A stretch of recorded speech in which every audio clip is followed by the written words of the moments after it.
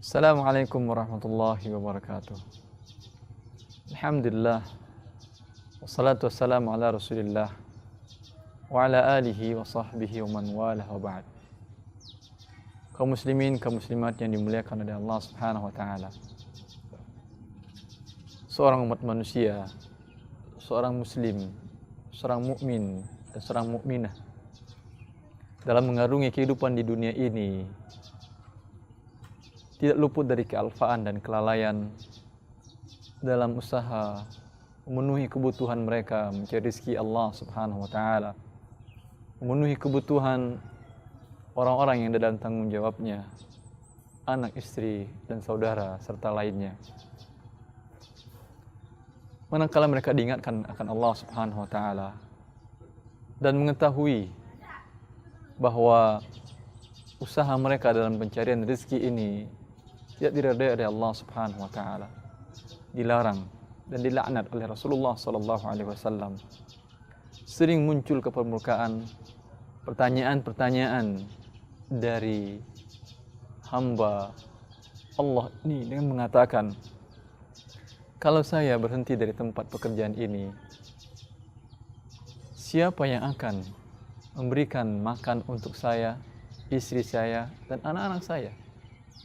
Kalau saya tinggalkan usaha ini, siapa yang akan bertanggung jawab terhadap jaminan, fasilitas yang selama ini dinikmati oleh keluarga saya? Kalau saya angkat kaki, mundur dari perusahaan ini, siapa yang bersedia memberikan tempat tinggalnya untuk saya? Pertanyaan ini dilontarkan manakala seseorang dalam keadaan galau. Dia lupa memiliki Rabbul Alamin, Allah Jalla fi'ula, Ar-Razzaq, pemberi rizki, Ar-Raziq, yang memberikan rizki kepada seluruh makhluk hidup. Hal ini pernah diakui dan diucapkan oleh orang-orang kafir jahiliyah ketika ditanyakan kepada mereka, "May yarzuqukum minas sama'i wal ard?" Fasayaquluna Allah. Siapakah yang memberikan rezeki untuk kalian dari langit dan dari bumi? Orang-orang kafir jahiliyah itu mengatakan, Allah. Kalau saja orang-orang kafir ini meyakini dalam hati dan kalbu mereka, dengan demikian kita sebagai seorang hamba Allah yang bertakwa, mukmin dan mukminah, lebih lagi keyakinan kita akan kebesaran Allah, lebih lagi ketawakalan kita kepada Allah, sehingga kita merasa tentram dan tenang mentaati dan mengikuti perintah Allah Jalla fi'ula. Sebagaimana tentramnya bapak para nabi, Ibrahim alaihissalam, ketika meninggalkan anak yang dicintainya dan istri yang disayanginya di sebuah tempat yang di sana tidak ada teman, tidak ada tanam-tanaman, tidak ada tumbuh-tumbuhan, dan sumber air pun tidak ada di tempat itu. Dengan hati hancur, Ibrahim meninggalkan anak istrinya. Ketika Ibrahim berpaling meninggalkan istrinya di tempat ini, maka istrinya mengatakan, "Wahai Ibrahim, kepada siapa engkau titipkan kami di tempat ini?" Ibrahim tidak menoleh karena dia berusaha untuk mentaati Rabbnya. Maka kemudian istrinya mengatakan lagi, "Wahai Ibrahim, kepada siapa engkau tinggalkan kami di sini?" Dan sampai istrinya tahu bahwa tidak mungkin suami yang baik budi ini, suami yang penyayang dan pelindung ini akan melakukan perbuatan setega ini, meninggalkan anak istrinya di tempat yang tidak ada teman dan tidak ada tanaman. Dia mengatakan, Allah amaraka bihadza. Wahai Ibrahim, apakah Allah yang memberitakan engkau untuk melakukan hal ini? Ibrahim pun menoleh dan mengatakan, iya.